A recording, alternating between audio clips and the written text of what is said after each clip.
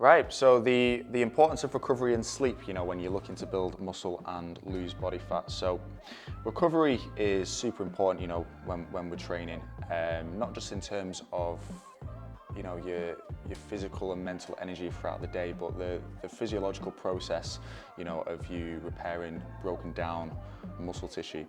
And this is why, things like supplements with like BCAAs or creatine, can be beneficial and aid with that process. And again, why your nutrient timing and hitting your protein and getting a good amount of macros and hitting that macro split is important, which is why it's important to hit the nail on the head. But overtraining, can lead to excess, muscle breakdown, and actually increase fat storage. When we have less recovery or less sleep, we actually have an increase in cortisol, or our stress hormone, which can, does have some direct correlation with, body fats or water retention, and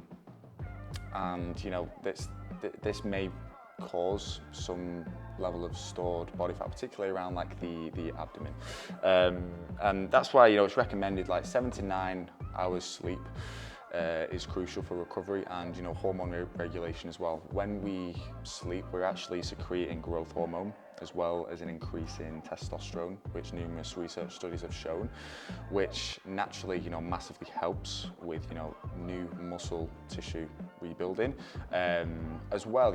If you are in a slight deficit, sometimes if we are a little bit more tired, we've had less sleep, you may feel the need to overcompensate or comfort eat, try and replace that energy with an increase in calories, which in terms of your body composition or for your performance in your training session as well, if you're trying to get stronger, isn't going to be the most optimal or the most effective.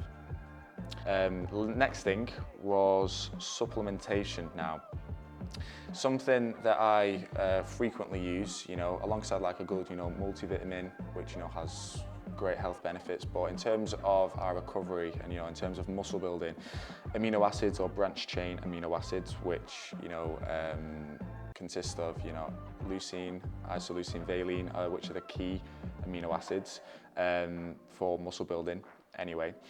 Really important for muscle repair and rebuilding, and supporting muscle protein synthesis in terms of creating new muscle, alongside creatine. Now, creatine can cause some level of water retention if you are in a deficit, but it can enhance performance.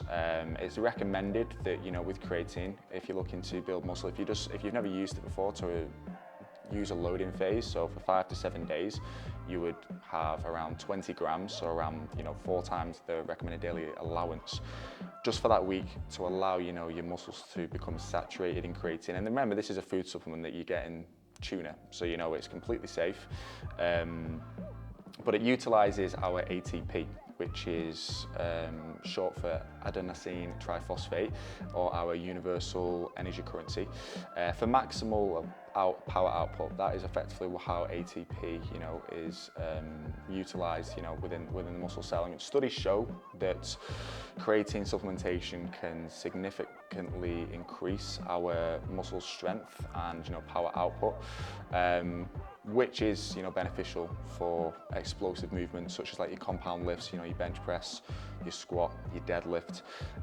Obviously you do want to cycle it for a good 3 to 4 months before you have a bit of a break and then go again, just so then your body doesn't become dependent or familiarized with creatine supplementation. But this is to ensure that your muscle stays hydrated. You've got that cell volumization by drawing water into cells, meaning better growth, better repair, and overall better performance and progressively overloading with your strength. So I stuttered a little bit there with you.